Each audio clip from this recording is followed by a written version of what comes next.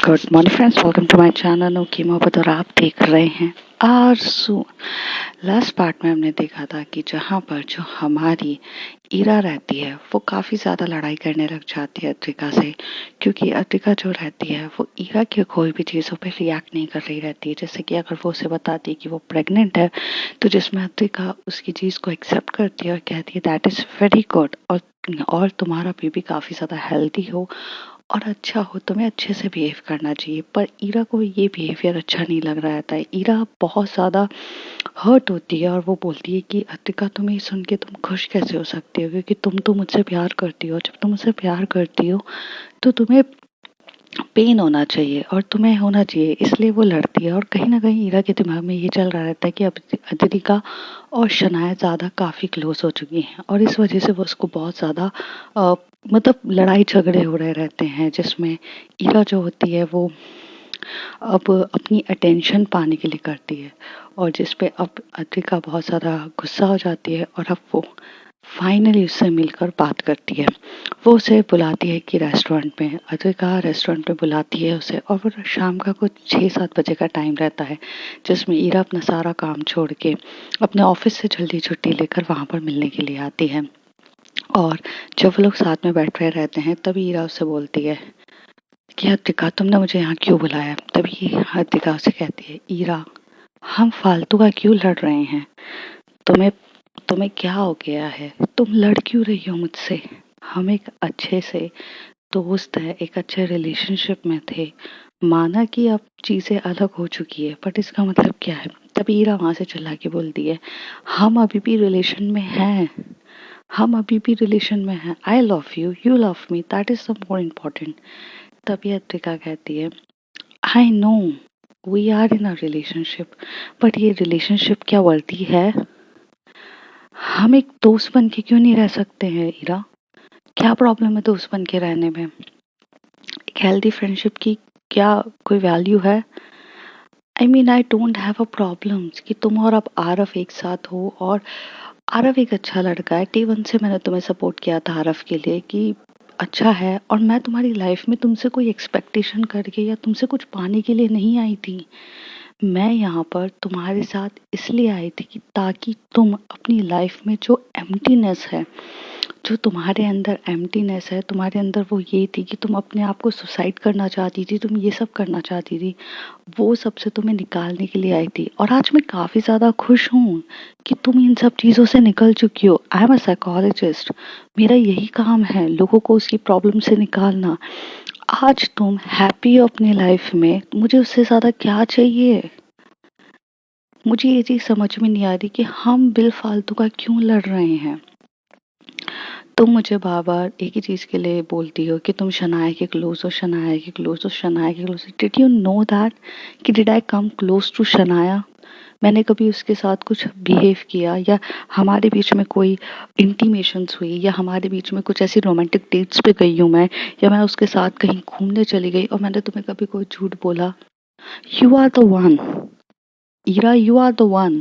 धन ये जब लॉकडाउन हुआ, इस प्रॉब्लम्स में जब हम लोग फंसे, तो मैं तुम्हें कांटेक्ट करती थी, तुम्हारा एक ही वर्ड्स आता था, मैं मैरिड हूँ, मैं अपनी प्रॉब्लम्स में फंसी हुई हूँ, थोड़ा सा अद्रिका तुम हैंडल करो, प्लीज सिचुएशन को समझो, मैं तुमसे बात नहीं कर सकती हूँ, मैं नहीं कर सकती हूँ।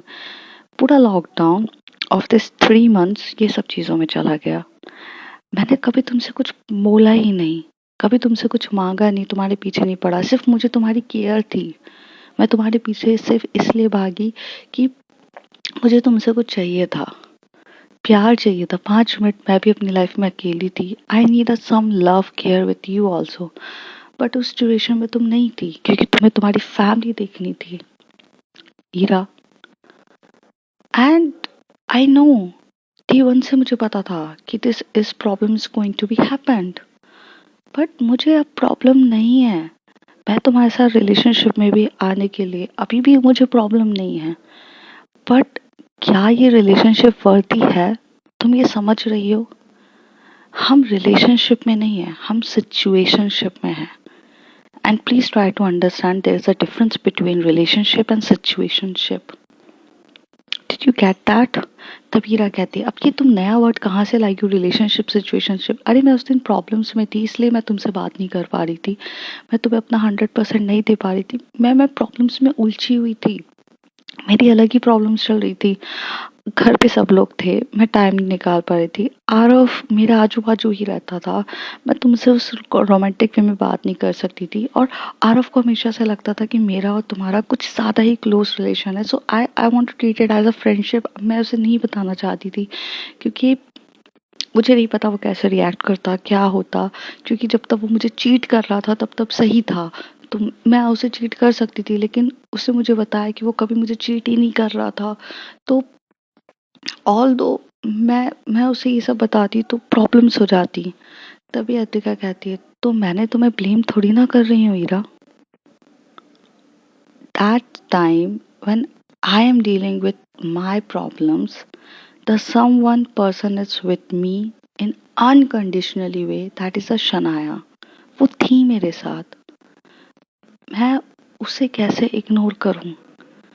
आप ये कैसे भूल जाते हो कि मेरे को उसके साथ कुछ नहीं चाहिए, लेकिन अगर वो आज मेरी फ्रेंड है, मेरे साथ क्लोज है, मेरे से बात कर रही है, तो आपको बड़ी प्रॉब्लम हो रही है। Ira, we are in relationship नहीं है, सिचुएशनशिप है। तभी ईरा कहती है, can you explain what is a situationship and what is a relationship? तभी अतिका बहुत प्यार से बैठ के उसे बोलती है, पहले तो तुम ये काम डाउन हो, because I think you conceive it and you are pregnant, और तुम्हें प्रेगनेंसी में शांति से काम लेना चाहिए। आज से कुछ साल बाद जब तुम अपने बेबी को अपने साथ खेलोगी, उसके साथ थोड़ा टाइम स्पेंड करोगी, जब तुम्हें इस बच्चे से लगाव हो जाएगा, तब तुम्हें दुनिया का सबसे खूबसूरत रिलेशन यही लगेगा। तब तुम ये बोलोगी कि यार ये जो हुआ वो सही है, गलत नहीं है, ये होना ही चाहिए था, वंस आई एम मैरिड मेरा बच्चा तो होना ही चाहिए था। तुम खुश होगी, लेकिन अगर तुमने अभी ये फालतू की चीजों में घुस के अपना टाइम को खराब किया, तो इस बच्चे को खो दोगी। तुम्हारी बॉडी अभी भी नाजुक है, ओके? तो try to understand this baby is lots of mean to me also. मेरे लिए ये बच्चा बहुत मीन करता है। माना कि ये तुम्हारा और आरव का है बच्चा, लेकिन ये बच्चा मेरे लिए भी बहुत वैल्यू करता है। I'm happy that you are married, then you are pregnant. I'm very happy. Ira कहती, तो तुम मुझसे प्यार नहीं करती हो क्या? I mean, प्यार वाले लोग अगर किसी और के साथ इंटीमेट होते तो जेलसी होती है, ये सब होता है, और अब वो खुश नहीं होते तो तुम मुझसे प्यार ही नहीं करती क्या? तुम्हें तो कोई फर्क ही नहीं पड़ता।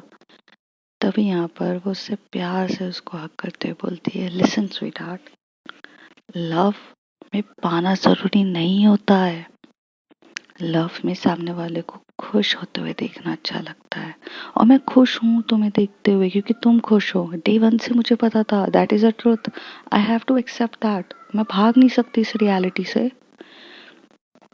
मैंने अपनी किस्मत से कुछ पल चुराए थे तुम्हारे साथ अच्छे वक्त बिताने के लिए। मैं तो तुम्हारी कर्जदार हूँ कि आज मैं अपने पैरों पे खड़ी हो रही हूँ तो सिर्फ तुम्हारी वजह से हो रही हूँ।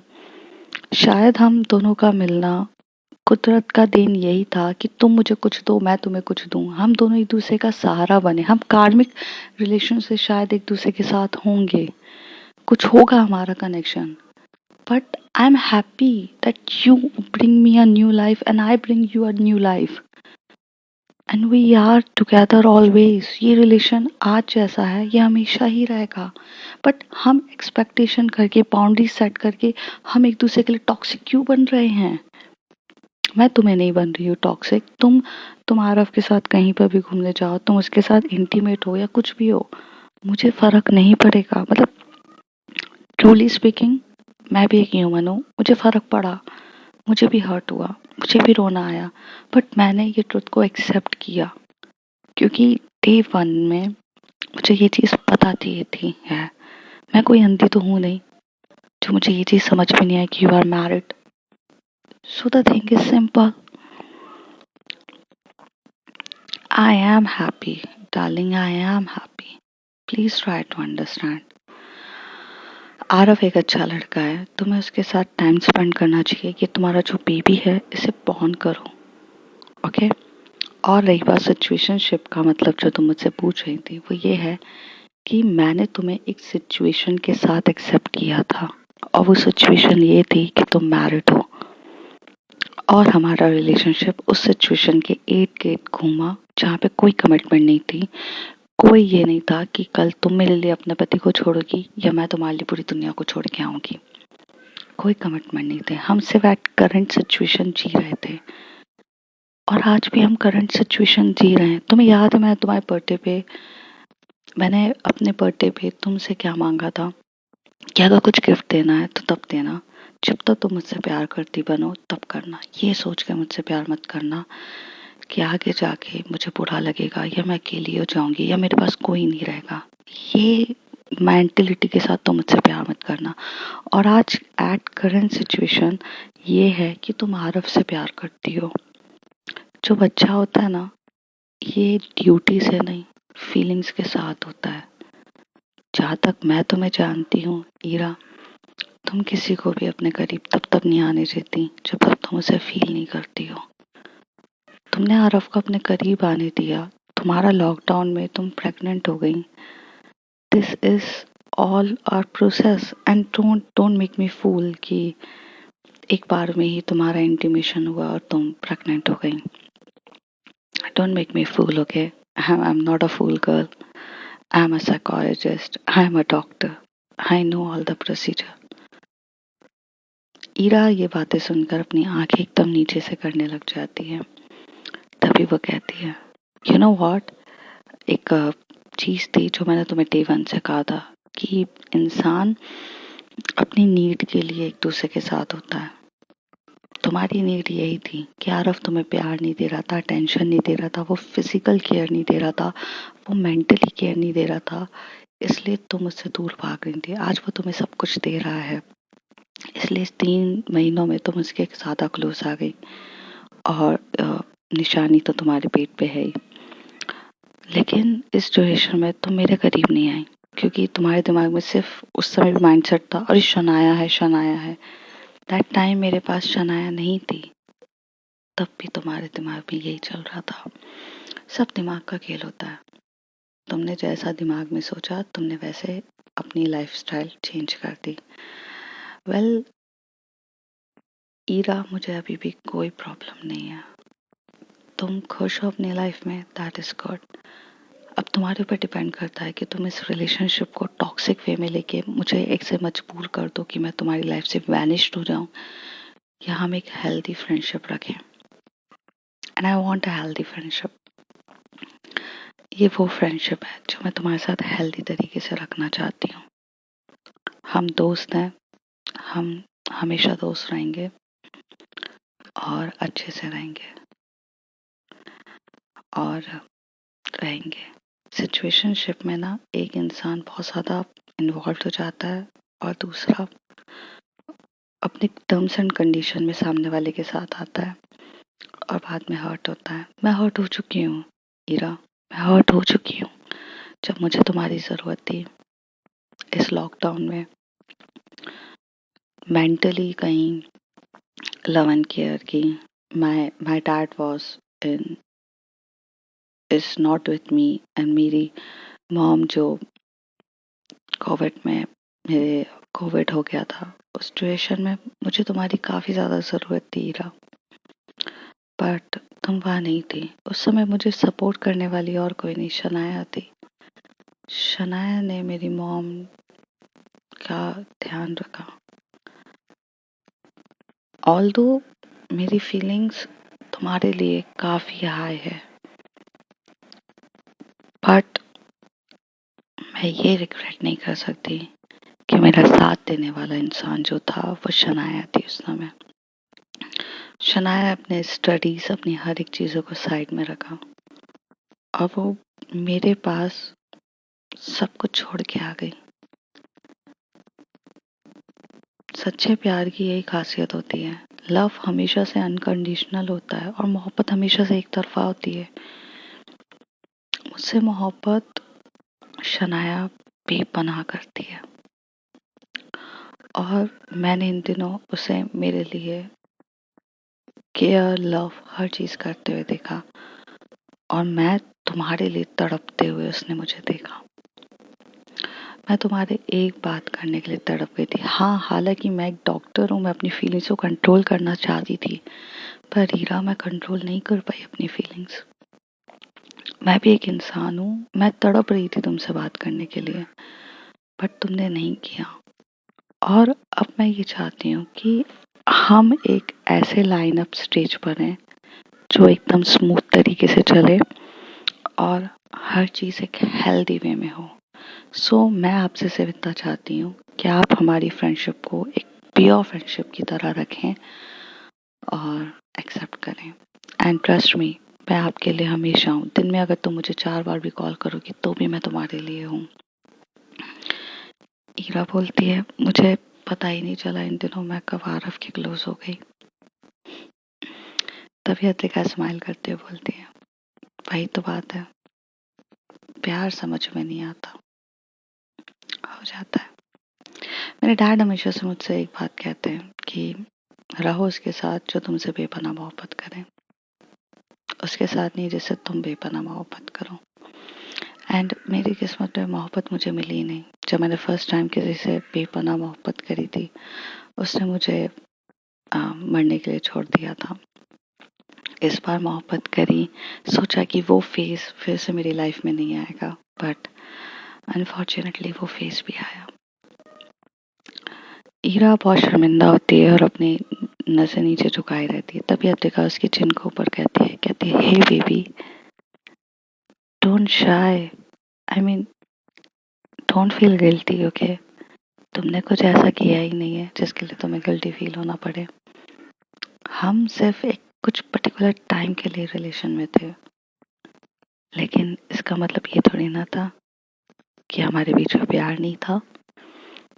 हमने बहुत हैप्पी मोमेंट्स बिताए। पता है, ये जो फिल्मों में तुम देखती हो कि दो लड़का लड़की मिले, लाइफ टाइम तक उनका प्यार चला और हैप्पी एंडिंग हुई, ये रियलिटी में नहीं होता है। ये रियलिटी की जिंदगी इतनी बड़ी होती है कि कुछ कोई ना कोई पर्टिकुलर पीरियड ऑफ टाइम के लिए आते हैं, एंड हम भी कुछ पीरियड ऑफ टाइम के लिए थे। बट मैं ये चाहती हूँ कि मैं तुम्हारे साथ वही फ्रेंडशिप हमेशा से रखूं। वही मुझे पागल ईरा चाहिए जो मेरे साथ उतनी प्यार और क्यूट तरीके से रहे, और हम ऐसे ही रहे। ईरा बोलती है, मैं वैसे ही रहूंगी। तो वो कहती, परफेक्ट। एंड अब तुम अपने दिमाग से ये निकालो कि हम रिलेशन में हैं, और प्लीज ये फाउंडेशन डालना बंद करो, बिकॉज अब मैं ये फाउंडेशन हैंडल नहीं कर पाऊंगी। अद्विका कहती है। तब ईरा कहती है, बहुत मुश्किल होगा। तो ईरा की ये बात सुन के अद्विका कहती है, हाँ मुश्किल तो होगा, पर मुश्किल काम करने के तुम्हारी कप ऑफ टी है ना, तुम कर लोगी। ईरा एकदम से अद्विका की तरफ देख के बोलती है, मैं कुछ सवाल पूछ सकती हूँ तुम्हें, अगर तुम्हारी इजाजत हो तो? तभी अद्विका कहती है, sure baby, you can ask me anything. तो वो कहती है, are you committed with Shanaya? तभी अतिका स्माइल करते हुए बोलती है, अभी तक तो नहीं, हालांकि वो पागल लड़की मेरे इंतजार में बैठी हुई है। वो पागल लड़की इतनी पागल है कि उसे सब कुछ पता होने के बाद भी कि मैं तुमसे प्यार करती हूँ, तुम्हारे लिए फीलिंग्स हैं, वो मेरा वेट कर रही है। और मुझे हंसते हुए एक ही चीज बोलती है, कोई बात नहीं, मोहब्बत में थोड़ी ना साथ रहने की जरूरत होती है, मैं आपके साथ ऐसे ही रहने के लिए तैयार हूँ।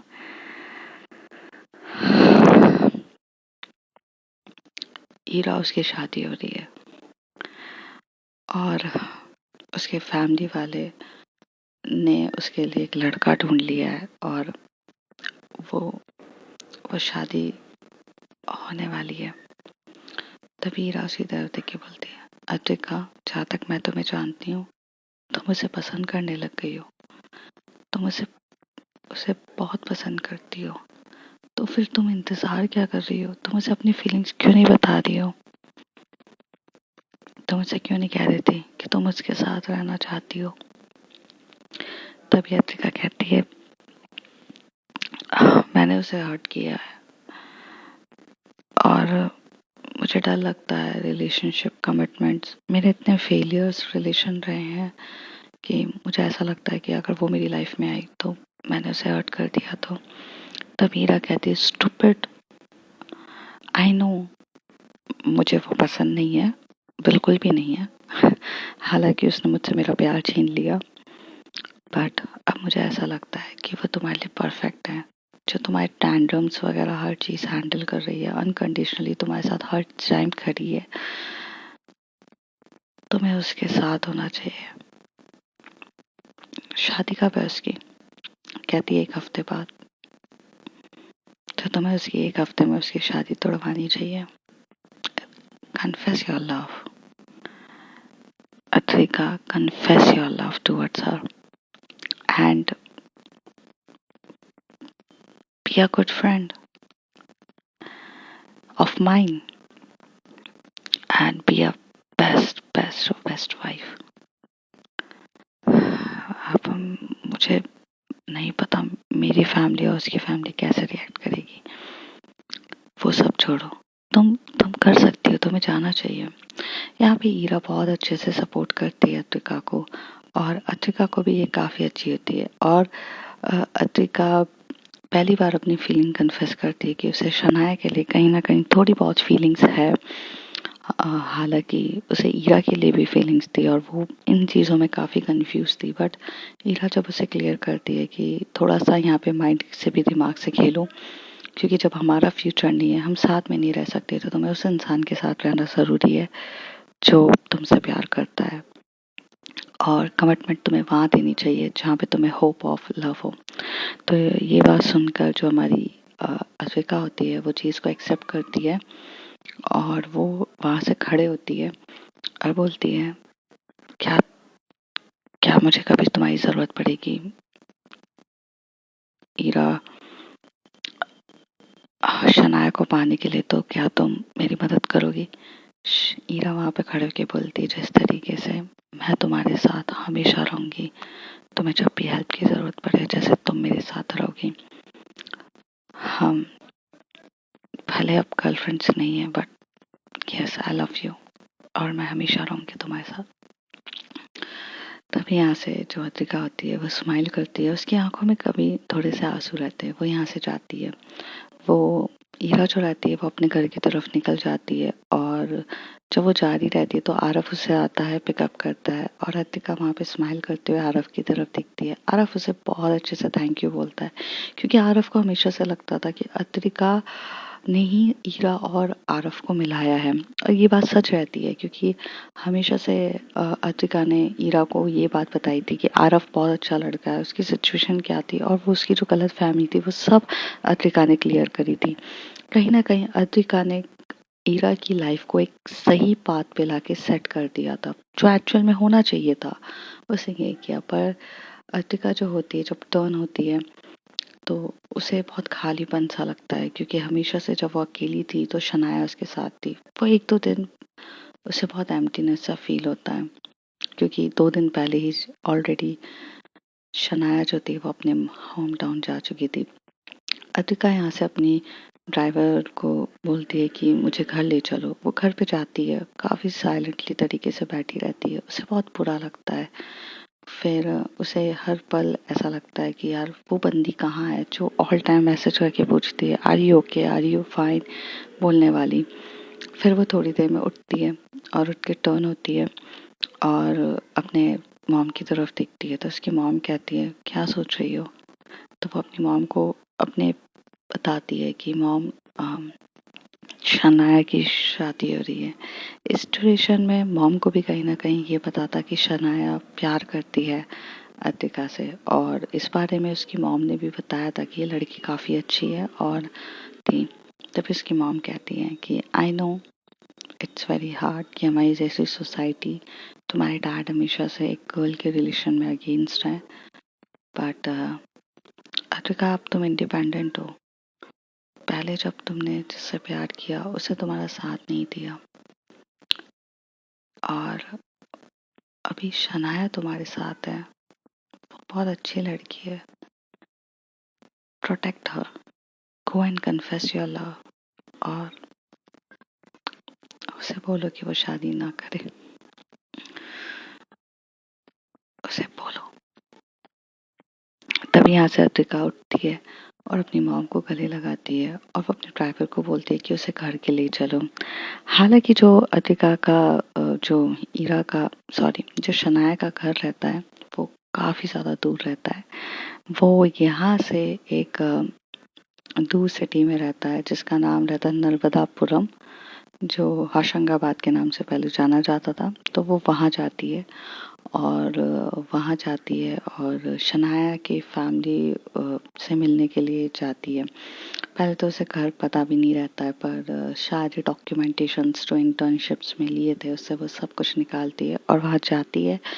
जाकर बैठती है और वो एकदम से पहले काम डाउन होती है। एक बाहर बगीचे में वो बैठती है कि मैं कैसे अपना लव कन्फेस करूँगी, क्योंकि अम, कैसे वो अपनी फैमिली से बात करेगी। तो उसके दिमाग में बहुत सारे सवाल चल रहे थे, लेकिन जैसे वो अंदर जाती है और डोर पे नॉक नॉक करती है तभी शनाया गिर खेलती है और शनाया एकदम से उसे देख के बहुत हैप्पी होती है और वो एकदम से हक करके बोलती है, आप यहाँ पर? अद्रिका मैम, आपको मेरे घर आने की कैसे हेल्प हो गया? तो तभी वो कहती है, तुम ठीक हो ना? अद्रिका पूछती है शनाया से। तो शनाया कहती है, मैं ठीक हूँ, बट आप ठीक हो कि नहीं? तो वो कहती है, मैं ठीक कैसे हो सकती हूँ? तुमने मुझे एक कॉल और मैसेजेस कुछ भी नहीं किया।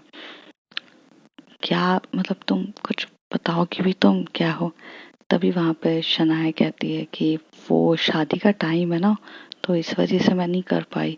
और जैसी अद्रिका अंदर जाती है तो पूरे घर पे मतलब पूरे डेकोरेशंस हुए रहते हैं। मतलब हालांकि जो शनाया रहती है वो एक बहुत अच्छे घर से बिलोंग करती है। उसका घर काफ़ी एक टाइप का नर्मदापुरम में उसका घर एक बहुत बड़ा बंगला टाइप का रहता है। तो जब वो वहाँ से हॉल की तरफ देखती है, मतलब एक खाली जगह बोल सकते हैं आप, क्योंकि वो थोड़ा सा गांव टाइप का रहता है। तो अभी तो वो शहर हो गया है, पर थोड़ा है। उस समय जिन्होंने ज़मीन ज़्यादा ली थी उस ज़मीन में रहता है। तो वहाँ काफ़ी डेकोरेशन होता है। तो वो देखती है कि शादी वादी की पूरी तैयारियां हो चुकी है। अब कहीं ना कहीं यहाँ पे वो बहुत ज़्यादा अतिका घबराई हुई रहती है कि वो कैसे, मतलब ये रियल लाइफ है, यहाँ पे कोई फिल्म स्टार नहीं है कि वो वहाँ खड़े होके एकदम से उसे बोल दे कि आ, ये शादी तोड़ दो। तो कहीं ना कहीं अतिका को बहुत ज़्यादा अजीब सा लगने लगता है। तो तभी वो अतिका जो रहती है वो आगे बढ़ रही रहती है। तभी शनाया उसको अपनी मॉम से मिलाती है तो उसके पैर पड़ती है और तभी वो बोलती है कि नमस्ते आंटी, आप कैसे हो? तो वो बोलती है, अरे बेटा, तुम अतिका हो ना? तुम्हारे बारे में इतनी सारी बातें इसने बताई है ना शनाया ने कि मुझे पागल कर दिया है। तो चलो, आज शादी में आई हो तो शादी अटेंड करके ही जाना। अब अतिका की यहाँ पे हार्ट बीट बढ़ रही रहती है और अ, हाँ, यहाँ पर जो शनाया रहती है वो कहती है कि चलो चलो। तो तभी अतिका एकदम से शनाया को साइड में लेके जाती है और उससे पूछती है कि तुम ये शादी से हैप्पी हो? तो वो कहती है कि हाँ, क्यों नहीं होना चाहिए, क्या हैप्पी? मैंने तो अपना लव कन्फेस किया था, अब सामने वाला ही मेरे लव को एक्सेप्ट नहीं कर रहा, तो मैं क्या करूं? मुझे तो हैप्पी होना ही पड़ेगा ना। तभी अतिका कहती है, अगर मैं ये कहूँ कि मैं तुमसे प्यार करती हूँ और मैं नहीं चाहती कि तुम ये शादी करो, तो इज इट पॉसिबल कि ये शादी ना हो? बिकॉज परसों शादी है और फंक्शंस वगैरह सब स्टार्ट हो चुके हैं। आई नो ये फिल्म नहीं है कि मैं खड़े होके अपनी बाहें फैलाकर तुमसे कहूँ और तुम सब कुछ छोड़ के आ जाओ। I know it's reality. Is it possible? Is it possible? Shanaya जब ये बातें सुन रही रहती है अतिका की आंखों में देखते हुए, तो अतिका की आंखों में बहुत प्यार और वो लव दिख रहा रहता है शनाया उसको कहीं न कहीं देख के खो जाती है। थोड़ी देर में वहाँ से शनाया को बुलाया जाता है और बोलती है कि तुम रेडी क्यों नहीं हो रही हो? तुम्हें रेडी होना चाहिए। तुम्हें समझ में नहीं आ रहा है क्या? यहाँ से शनाया का हाथ पकड़ के उसकी जो एक मतलब कज़न सिस्टर होती है वो लेकर चली जाती है। अतिका वहाँ पर देखती रह जाती है। तब यहाँ से कज़न सिस्टर आती है और वो अतिका को लेकर जाती है, उसे बताती है कि मैम आप यहाँ बैठिए, ये तैयार वैयार हो जाइए। वैसे ही थोड़ी देर के बाद वो लोग तैयार होने के लिए चले जाते हैं और आज हल्दी का कार्यक्रम रहता है और संगीत भी रहता है। तो हल्दी के कार्यक्रम में हल्दी लग रही रहती है, तो जहाँ पर अतिका जल्दी से मतलब अपने रूम से निकलने के लिए तैयार ही नहीं होती है, क्योंकि वो शनाया को हल्दी लगते हुए देखना नहीं चाहती थी और उसको कहीं न कहीं बहुत घबराहट, डर, एकदम एंग्ज़ायटी वाली फीलिंग आ रही थी कि वो कैसे रिएक्ट करेगी। थोड़ी देर के बाद जब यहाँ से उसकी कज़न आती है और उसे लेके हुए जाती है, तब वो वहाँ खड़े होते हुए देखती है कि अत्रिका जो देखती है वो देखते से उसकी आंखों में आंसू आ जाते हैं और वो काफ़ी रोने लग जाती है। वो ये देखती है कि शनाया हल्दी लगा रही है एक एक दूसरी लड़की को। तो उसे वहाँ पर नेम प्लेट में पता चलता है कि वहाँ पर प्रिया की शादी है। और प्रिया कौन है ये सब तो उसे पता नहीं रहता। तभी वो कज़न से पूछती है, प्रिया तो कहती है आप प्रिया की शादी में आए हो ना, शनाया की रियल सिस्टर की शादी है, प्रिया की शादी है। तभी शनाया वहाँ पे स्माइल करते हुए और नॉटी नज़रों से अतिका को देख रही रहती है। तभी अतिका पूछती है, तुमने मेरे साथ ये मजाक किया कि तुम्हारी शादी हो रही है? तो वो कहती है, फिल्म तो मैं भी देखती हूँ ना मैम, मैंने सोचा ऐसे करने से अगर मेरा लव कन्फेस होता है तो हो जाए। कभी कभार लव को पुश करने की काफ़ी ज़्यादा ज़रूरत होती है, तो मैंने किया। सो नाउ यू लव मी। तो यहाँ पे शनाया स्माइल करते हुए पूछ ही रहती है। अतिका बहुत प्यार से उसे देखती है, उसे बोलती है, यस आई लव यू। आप पर मैं गर्लफ्रेंड बहुत बुरी हूँ, थोड़ा सा डांट वाट दूंगी, चलेगा ना? तो शनाया कहती, इतने टाइम से तो हैंडल कर ही रही हूँ, कर लूंगी। और शनाया उसे वहाँ से खींचते हुए अतिका को एक कोने में लेके जाती है और कहती है, अब मुझे अलाउ करोगी किस करने के लिए? तो ये बात सुन के अतिका हंसने लग जाती है और वो खुद ही उसे लव किस करती है। तो अतिका और शनाया अब एक दूसरे के साथ टुगेदर रहते हैं। थोड़ी देर में जो अतिका की मॉम होती है उनका फ़ोन आता है। वो पूछती हैं कि क्या शनाया तुम्हारे साथ है और शनाया की शादी कैंसिल हुई? तब वो अपनी मॉम को सब कुछ सिनेरियो बताती है। उसकी मॉम हंसने लगती है, शनाया आखिर में बच्ची ही है और उसे तुम्हारे साथ काफ़ी अच्छे तरीके से चीज़ें करी है, उसे अगर अपनी बात मनानी है तो उसे आता है।